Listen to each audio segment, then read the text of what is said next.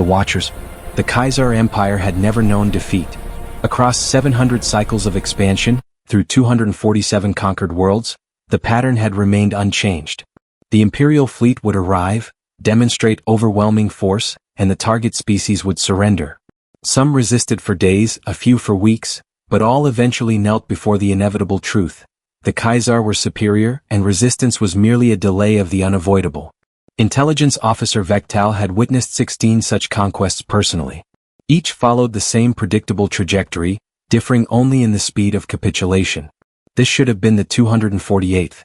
Officer Vectal, preliminary scans of the target world are complete, his subordinate Reska announced, her optical sensors flickering with the usual pre-conquest excitement. Classification: moderately developed, nuclear-capable, politically fragmented into approximately 197 territorial units. Vectal's mandibles clicked in satisfaction. Fragmented. Excellent. They will turn on each other before they unite against us. Standard invasion timeline?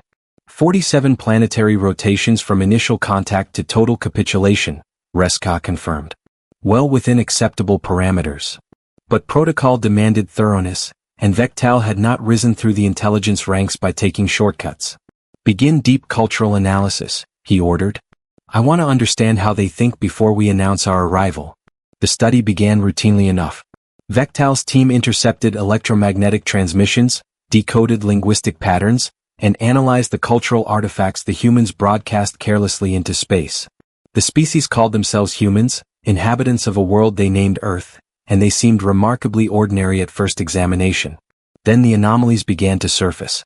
Officer Vectal, I have discovered something unusual, Reska reported 3 days into the analysis. The humans maintain physical monuments to their military defeats. Vectal's attention sharpened. Defeats? You mean victories, surely? No, sir. Defeats. Battles they lost, campaigns that failed, soldiers who died without achieving their objectives. Reska displayed images of marble structures, eternal flames, walls covered in names. They honor their dead not for winning but for fighting. They tell stories about last stands, hopeless battles, doomed resistance. There is a phrase they use repeatedly, never forget. A cold sensation rippled through Vectal's neural cluster. In Kaiser culture, defeat was erased from history, not celebrated. What purpose does this serve? I am uncertain, sir. But there is more. The humans engage in recreational violence extensively. They create elaborate scenarios where they simulate combat, survival situations, and catastrophic scenarios, purely for entertainment. Vectal examined the data himself. Humans willingly subjected themselves to physical exhaustion, running vast distances for no tactical purpose, lifting heavy objects repeatedly, pushing their bodies to the edge of failure. They called it training, but there was no war, no immediate threat. They were preparing for conflicts that did not yet exist. Their entertainment was equally disturbing. Humans created elaborate fictional narratives about their own extinction. Alien invasions, zombie plagues, nuclear war, asteroid impacts. They seemed obsessed with imagining the worst possible scenarios and then crafting stories about how small groups of survivors might endure. Sir, I recommend you review this category of human narrative, Reska said, transmitting a data cluster. They call it science fiction. It is almost entirely focused on encounters with alien species.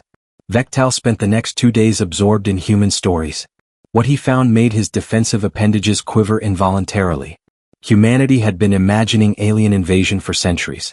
They had crafted thousands of scenarios, examining every possible variable. In many stories, the aliens were more advanced, more powerful, more numerous, and humanity still found ways to resist.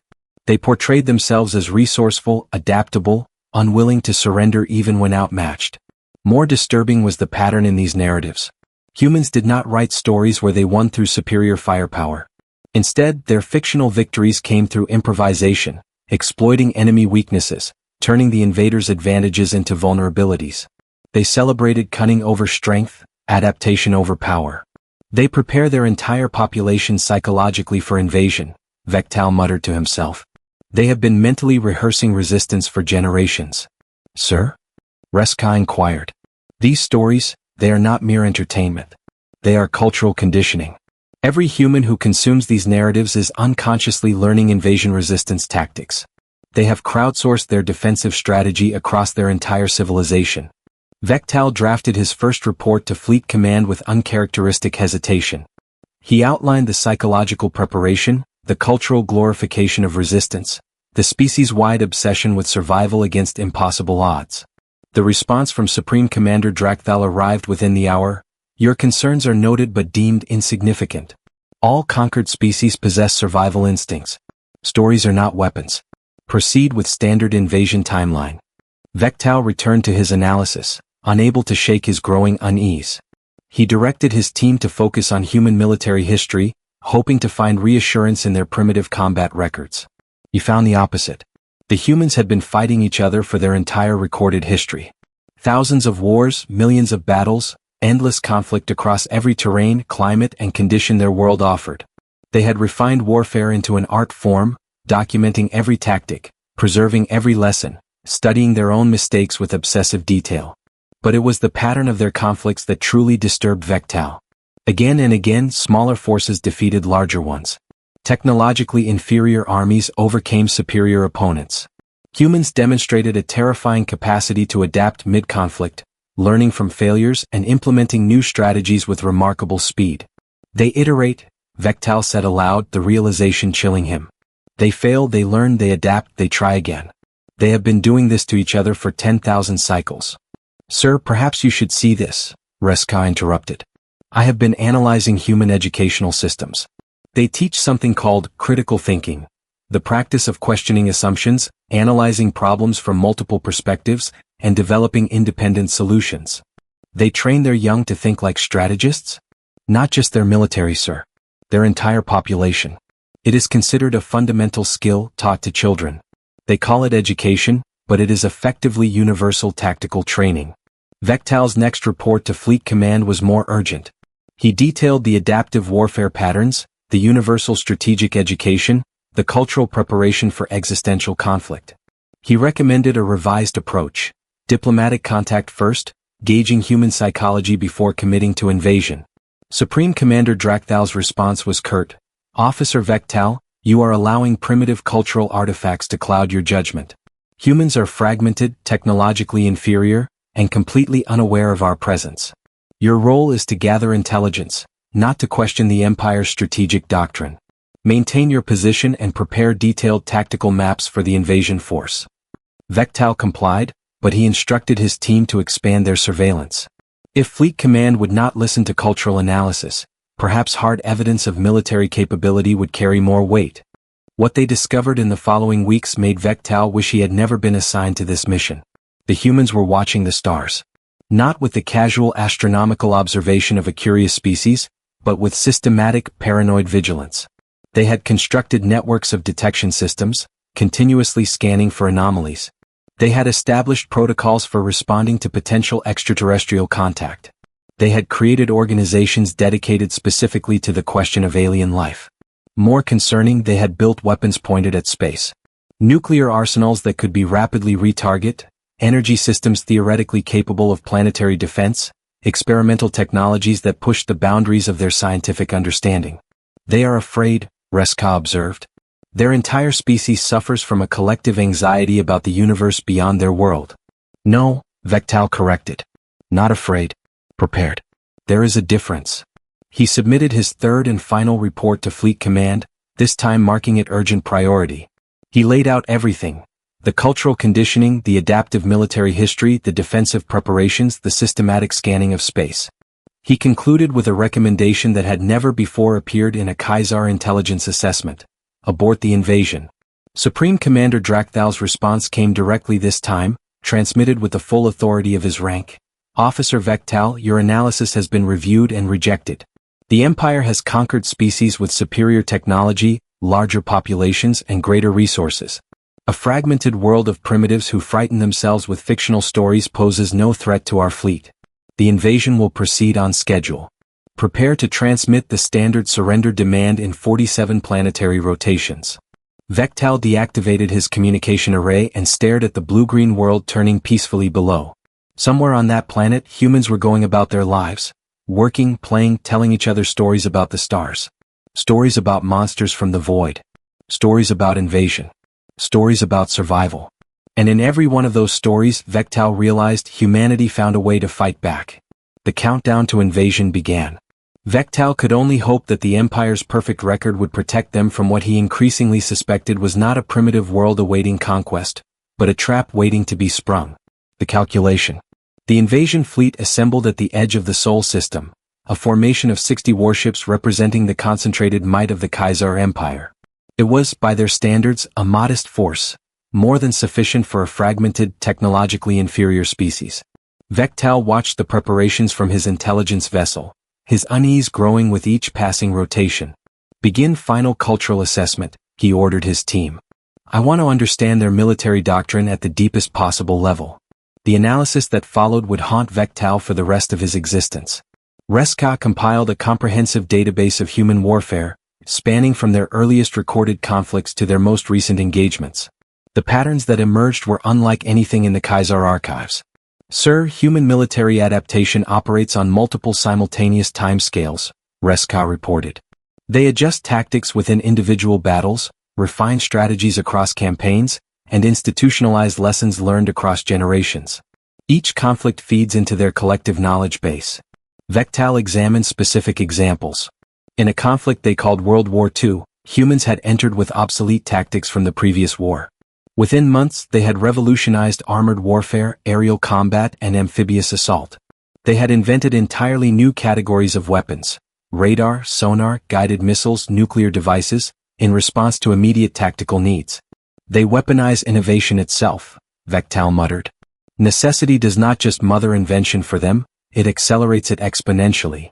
But it was the human approach to training that truly disturbed him. Khazar warriors were bred for specific roles, their abilities predetermined by genetic optimization. Humans, by contrast, transformed themselves through voluntary hardship. They ran until their bodies screamed for cessation, then ran further. They lifted weights that served no purpose except to make future weights easier to lift. They subjected themselves to sleep deprivation, extreme temperatures, psychological stress. All in simulation, all by choice, all to prepare for situations that might never occur. They call it conditioning, Reska explained.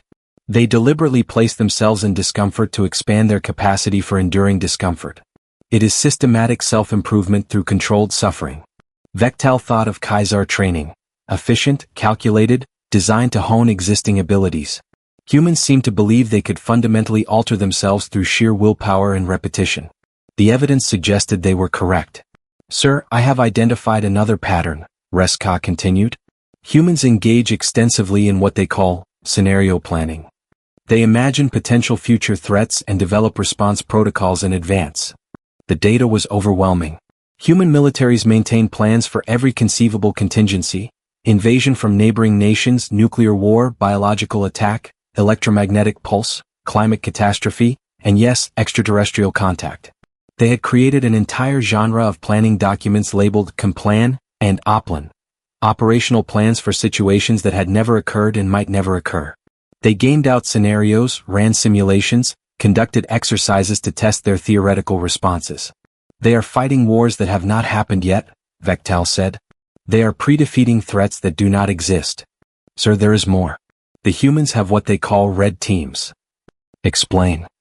They assign their own people to think like their enemies, to attack their own defenses, to find weaknesses in their own strategies. They deliberately try to defeat themselves so they can identify and correct vulnerabilities before a real enemy exploits them. Vectal's defensive appendages quivered. The Khazar prepared for battle by perfecting their strengths. Humans prepared by attacking their own weaknesses. It was a fundamentally different philosophy, and Vectal was beginning to suspect it might be more effective. Show me their space defense protocols, he commanded. What Reska displayed made Vectal's neural cluster pulse with alarm. The humans had been seriously considering the possibility of alien invasion for nearly a century. They had established detection networks, communication protocols, and contingency plans. Multiple human nations had created official organizations dedicated to the study of potential extraterrestrial contact. They have been expecting us, Vectal said quietly. Not us specifically, but someone like us. They have been waiting, watching, preparing. Sir, I recommend you review this immediately. Reska transmitted a data packet marked urgent. Vectal opened it and felt something close to fear for the first time in his career. The humans had detected the Khazar reconnaissance probes. Not all of them, perhaps not even most of them, but enough. There were anomalous radio transmissions, unexplained radar contacts, satellite imagery showing objects that appeared and vanished. The human scientific community debated these observations endlessly, their governments issued denials, but the data was there. The humans knew they were being watched. More disturbing still, they had been modifying their behavior. Encryption protocols had tightened. Satellite networks had been hardened against interference. Defensive installations had been quietly upgraded. Space-based weapons platforms that supposedly violated their own treaties had been deployed. They are not just preparing for invasion in theory, Vectal said, his voice barely above a whisper. They are preparing for this specific invasion. They may not know the exact date or the exact nature of the threat, but they know something is coming. He pulled up the timeline of Kaiser reconnaissance operations and overlaid it with changes in human defensive posture. The correlation was undeniable. Every time a Kaiser probe had made a close approach to Earth, human military readiness had increased within weeks. They are studying us, Vectal realized. While we have been studying them, they have been studying us back. Reska highlighted another pattern. Sir, human technology advancement has accelerated significantly in the past 50 cycles. Advances in computing, materials science, energy systems, and aerospace engineering have exceeded their historical trend lines. They are rushing their development, Vectal said. They know they are behind, so they are racing to catch up. There is another possibility, sir. Reska hesitated. What if they are not behind? What if they have been deliberately appearing more primitive than they actually are? The thought struck Vectal like a physical blow. What if human fragmentation was not weakness but strategy? What if their public technology was not their actual capability? What if everything the Kaiser had observed was carefully curated to create a false impression? Pull up all data on human deception tactics, Vectal ordered. The results were terrifying. Humans had refined deception into a science. They called it operational security, misinformation, strategic deception. They had won entire wars through elaborate ruses. Phantom armies that did not exist, fake invasion plans, double agents, encrypted communications designed to be intercepted and misread. They understood that perception was a weapon. They knew that appearing weak could be an advantage. They had centuries of experience manipulating enemy expectations. What if we are seeing exactly what they want us to see? Vectal asked aloud. What if this entire time, we have been making decisions based on deliberately planted false intelligence? He immediately transmitted an emergency communication to Fleet Command, marking it critical priority, bypassing standard protocols to ensure Supreme Commander Drakthal received it directly. Fleet Command, this is Intelligence Officer Vectal. I have evidence suggesting the invasion force may be walking into a prepared defense. The humans have detected our reconnaissance operations and have been adapting their posture accordingly. I strongly recommend we abort the current approach and reassess our intelligence before. Officer Vectal. Supreme Commander Drakthal's voice cut through the transmission, cold with authority. Your repeated warnings have been noted and repeatedly dismissed. The Empire does not retreat because a species might be prepared to defend itself. Every species we have conquered was prepared. All of them had weapons, armies, and the will to resist. All of them fell. Earth will be no different. Commander, with respect, you have not reviewed the full analysis. Human adaptive capacity exceeds anything in our conquest records. Their cultural conditioning, their tactical flexibility, Enough. Drakthal's image materialized in Vectal's display, his optical sensors blazing with impatience. You have allowed yourself to become compromised by excessive immersion in the target culture. You are seeing threats where there are only shadows. The invasion fleet is assembled, the timing is optimal, and the Empire's perfect record will continue.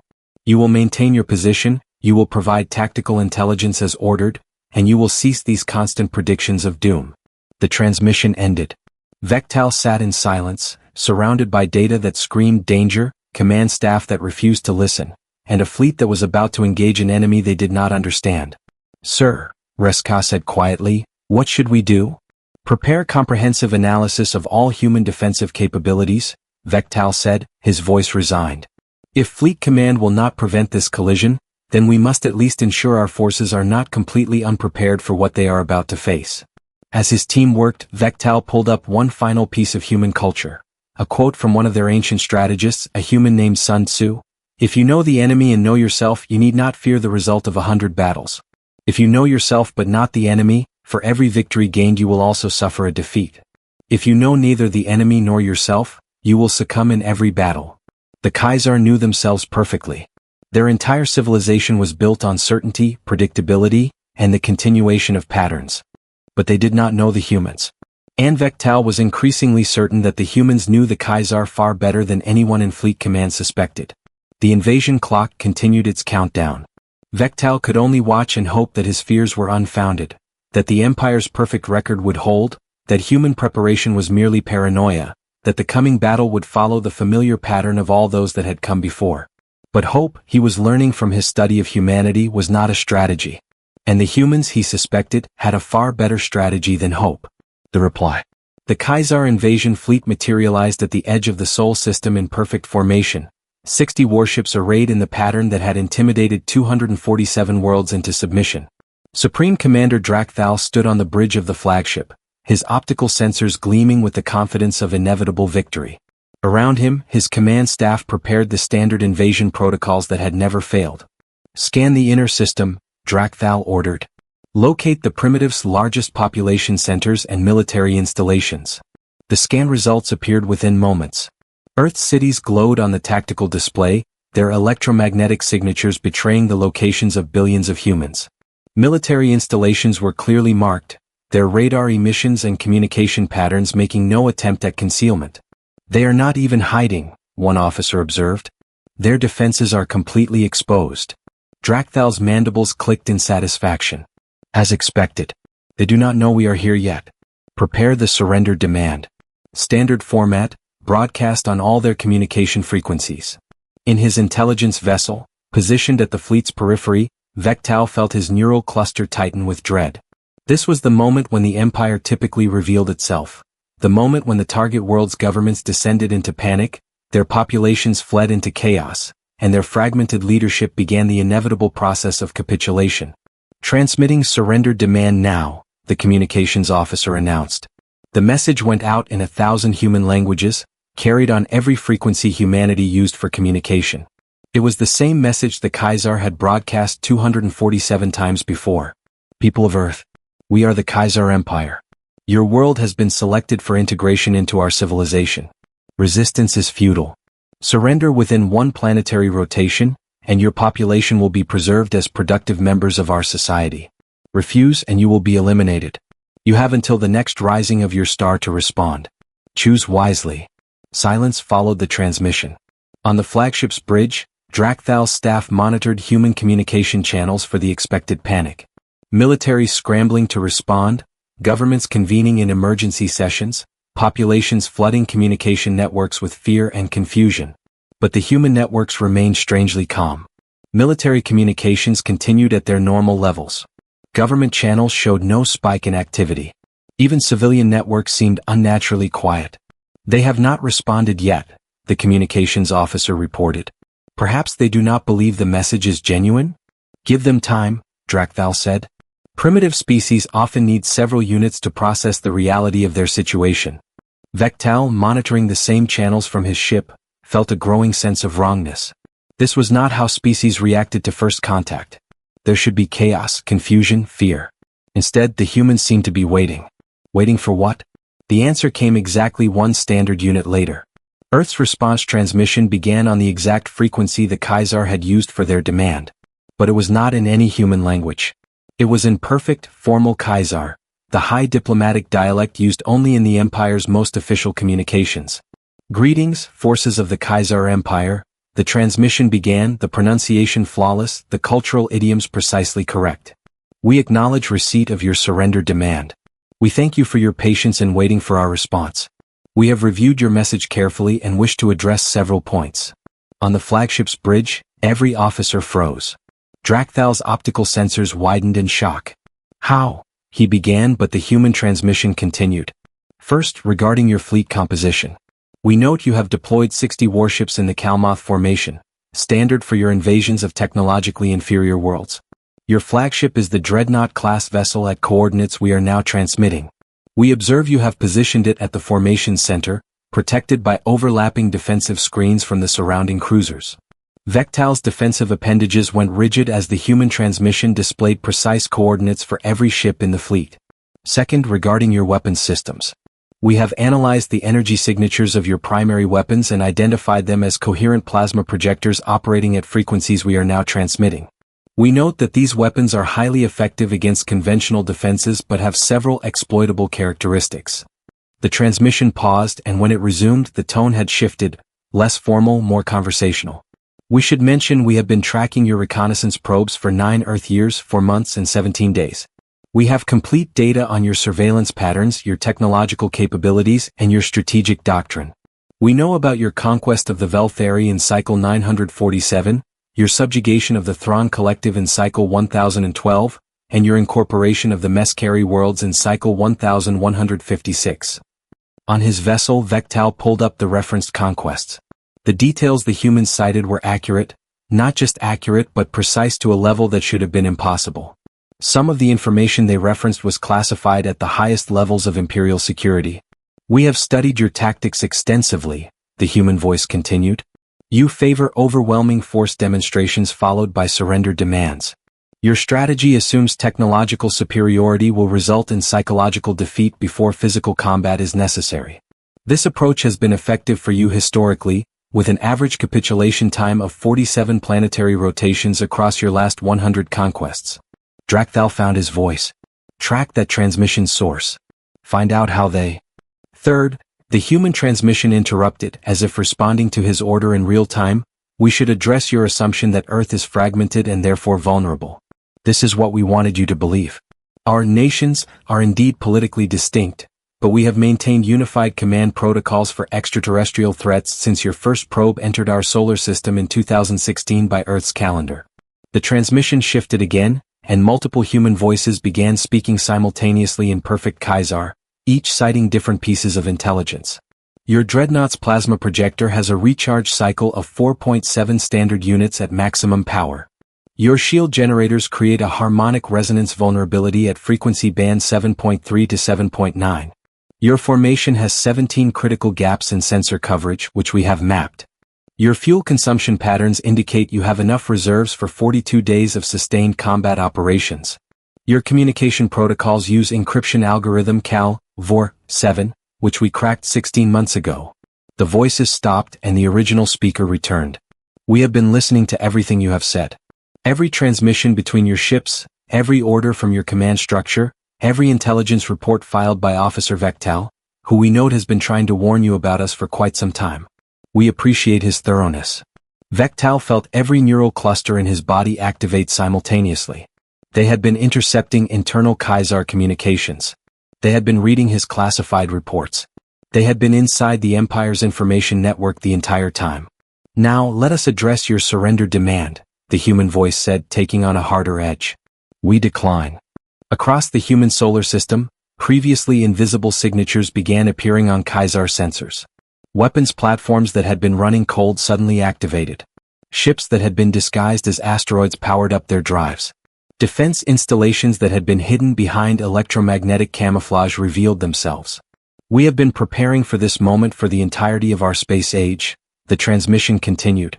Every probe you sent taught us more about you. Every year you delayed gave us more time to ready our defenses. Every assumption you made about our primitive status was carefully cultivated to ensure you would underestimate us. The tactical display lit up with thousands of human defensive positions, far more than the initial scans had revealed. Vectal pulled up the comparative analysis and felt something close to terror. The humans had hidden approximately 75% of their actual military capability. You are correct that we are technologically inferior in many areas, the human voice acknowledged. Your ships are faster, your weapons more powerful, your shields stronger. But we have certain advantages you lack. What advantages could primitives possibly? Drakthal began, but the human transmission anticipated him again. We have been fighting each other for 10,000 years. We have refined warfare across every possible domain: land, sea, air, space, cyber, psychological. We have documented every lesson, studied every failure, institutionalized every innovation. We are not one species that occasionally fights. We are a species that occasionally stops fighting long enough to build civilizations. The human voice paused, letting that statement settle. More importantly, we know you. We know your tactics, your technology, your psychology. We know you expect immediate surrender when faced with superior force. We know you have never encountered significant resistance because your strategy depends on shock and intimidation. We know you are not prepared for an enemy that refuses to be intimidated. We know that you have never fought a species that was ready for you. On the flagship, Drakthal finally found his voice, though it trembled slightly. Activate weapon systems. Prepare to engage. One more thing, the human transmission said. We are transmitting this conversation simultaneously to all 247 worlds you have conquered. They are hearing everything we say. They are seeing that the Kaiser can be challenged. They are learning that your perfect record is about to end. Vectal checked and confirmed. The humans were indeed broadcasting the exchange across multiple interstellar frequencies, including channels used by the subject worlds of the Empire. You are not just invading Earth, the human voice said. You are teaching the entire galaxy that humanity does not surrender. And you are teaching every species you have ever conquered that resistance is possible. So here is our counteroffer. Leave our solar system immediately. Return to your empire. Tell them what you learned here. Or stay and discover firsthand why humanity has survived everything our own world and our own nature has thrown at us for 4 million years. We are not afraid of you. We have been preparing for you. And we will show you exactly what it means to invade a world that refuses to kneel. The transmission ended. Silence filled the flagship's bridge. Every officer looked to Supreme Commander Drakthal, waiting for orders that would maintain the Empire's perfect record. Drakthal stared at the tactical display, at the thousands of hidden weapons now revealed, at the sensor data showing human defensive positions throughout their solar system, at the intelligence reports he had dismissed stacking up with warnings he had ignored. For the first time in Kaiser history, an invasion force faced an enemy that had been waiting for them. An enemy that had turned their own surveillance into a source of intelligence. An enemy that had prepared not for the war they wanted to fight, but for the war their opponent would bring. Sir? His tactical officer prompted. Your orders? Drakthal looked at Vectal's final intelligence report, still marked urgent, still unread by anyone except its author. In his vessel, Vectal watched the standoff develop and thought about the human concept he had read about repeatedly in his research. The underdog. The weaker opponent that refused to accept the role of victim. The species that turned disadvantage into motivation. Humanity had been the underdog on their own planet. Smaller than their predators, weaker than their prey, without natural weapons or armor. And they had conquered their entire world through intelligence, tool use, and the absolute refusal to accept limits. Now they were the underdog again, facing an interstellar empire with technology beyond their own. And they were responding exactly as their entire cultural history had taught them to respond. With defiance, preparation, and the unshakable conviction that impossible odds just made victory more meaningful. On Earth, in hundreds of command centers across dozens of nations, humans watched the alien fleet and waited. They had spent years preparing for this moment, decades building their defenses, centuries telling themselves stories about how they would face the unknown. Now the unknown had arrived. And humanity was ready to show the galaxy what 10,000 years of constant warfare had taught them. That the most dangerous opponent is not the strongest or the most advanced. It is the one that refuses to lose. In the space between Earth and the Kaiser fleet, the silence stretched. The invasion clock had stopped. For the first time in their history, the Kaiser Empire faced a choice they had never before been forced to make. Retreat and preserve their perfect record's legacy. Or attack, and discover whether humanity's preparation was merely confidence or actual capability. Supreme Commander Drakthal stared at the blue-green world that had just delivered the most defiant message in Imperial history. And for the first time in 247 conquests, he hesitated.